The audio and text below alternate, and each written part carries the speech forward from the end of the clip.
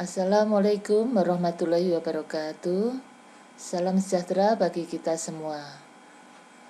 Apa kabar anak-anak? Mudah-mudahan keadaan kalian selalu sehat dan jangan lupa selalu menjaga protokol kesehatan. Ingat pesan ibu, memakai masker, menjaga jarak, mencuci tangan dengan sabun dan air mengalir. Baiklah, saat ini kita bertemu dalam pembelajaran bahasa Indonesia. Kita akan belajar tentang mengapresiasi dan mengkreasikan fabel. Sebelum kalian sampai pada materi pelajaran, tujuan pembelajaran ini adalah: 1.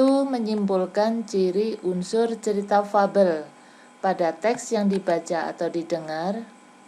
2. Mendaftar kata atau kalimat sebagai ciri cerita fabel pada teks yang dibaca atau didengar. 3. Menjelaskan karakteristik bagian-bagian struktur cerita fabel. 4.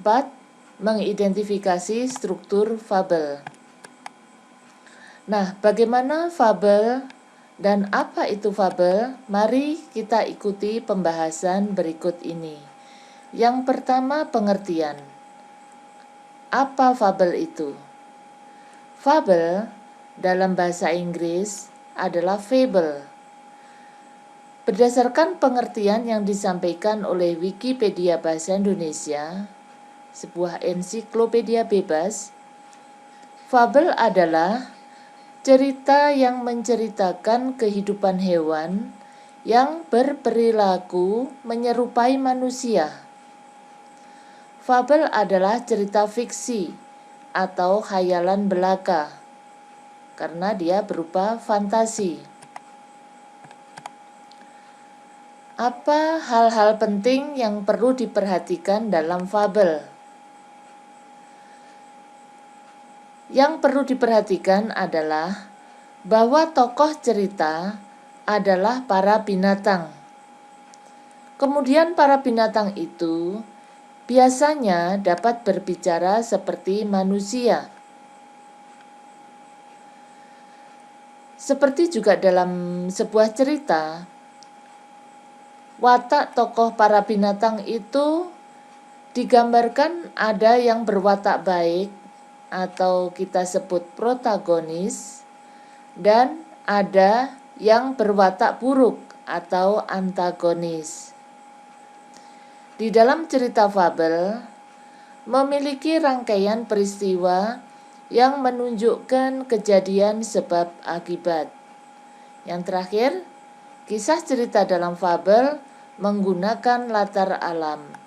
Nah, inilah hal-hal penting yang perlu kalian ketahui di dalam fabel.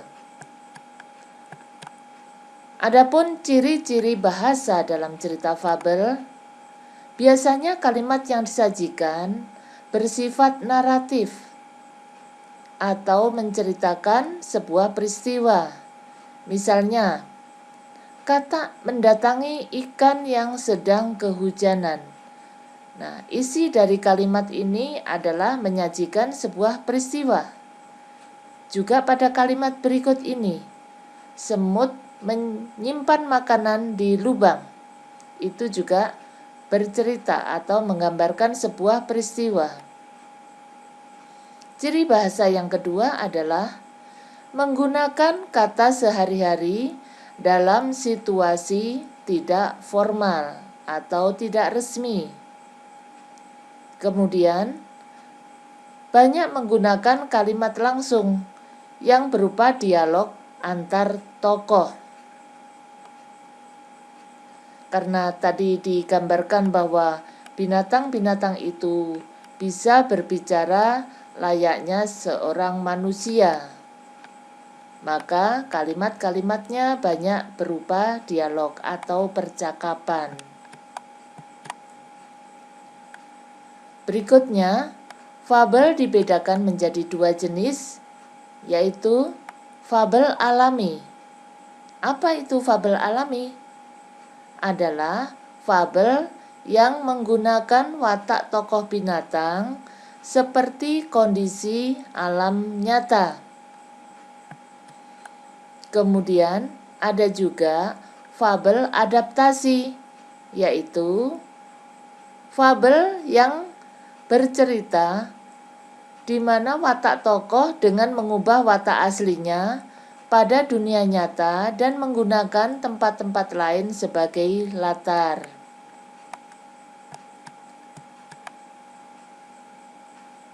Struktur dalam fabel meliputi pada bagian yang pertama kita sebut dengan bagian orientasi. Bagian orientasi ini menceritakan tentang pengenalan tokoh. Jadi siapa tokoh-tokoh dalam cerita itu, kemudian latarnya ya atau settingnya berupa setting tempat dan setting waktu itu digambarkan di bagian awal atau orientasi. Berikutnya pada bagian komplikasi, bagian ini menggambarkan cerita yang berisi adegan inti, yaitu adanya konflik atau masalah antara satu tokoh dengan tokoh yang lain.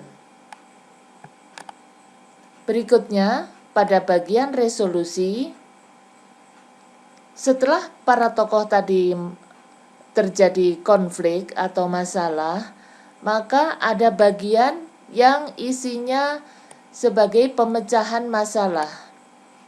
Para tokoh menyelesaikan masalah yang mereka hadapi. Kemudian bagian koda atau bagian penutup berisi perubahan yang terjadi pada tokoh. Maksudnya adalah ketika konflik tadi sudah dilakukan pemecahan masalah, maka masalah itu bisa diselesaikan oleh para tokohnya. Dan pada bagian koda ini juga berisi pelajaran apa yang bisa dipetik dari cerita tersebut atau yang biasa kita kenal dengan amanat cerita. Para siswa, contoh cerita fabel ada cerita Si Kancil. Bagaimana cerita kancil ini sangat populer pada anak-anak Indonesia, yaitu kancil yang suka mencuri timun Pak Petani. Nah, itu mungkin kalian mulai dulu sudah mengenal ya. Kemudian ada cerita ulat yang sombong. Ada juga cerita gajah, kerbau, dan harimau. Nah, selanjutnya kalian nanti bisa mencari contoh-contoh cerita fabel yang lain. Sangat banyak cerita-cerita fabel yang ada di Indonesia. Demikian pemaparan materi kita, bagaimana kita mengapresiasi dan mengkreasikan fabel. Selanjutnya nanti kita akan memperdalam materi ini dengan mengerjakan latihan-latihan yang ada. Terima kasih. Saya akhiri. Assalamualaikum warahmatullahi wabarakatuh.